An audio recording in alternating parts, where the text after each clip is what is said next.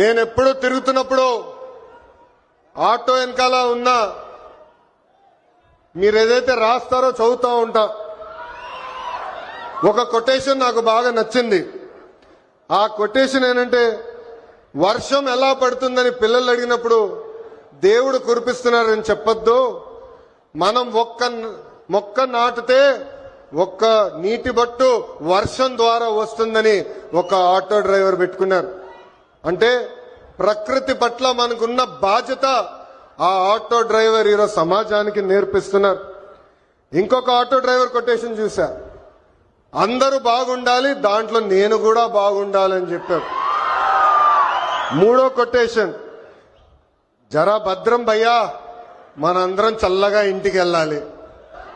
అంటే స్పీడ్ గా నడపద్దు, ర్యాష్ గా నడపద్దని ఆ ఆటో డ్రైవర్ చెప్పే పరిస్థితి.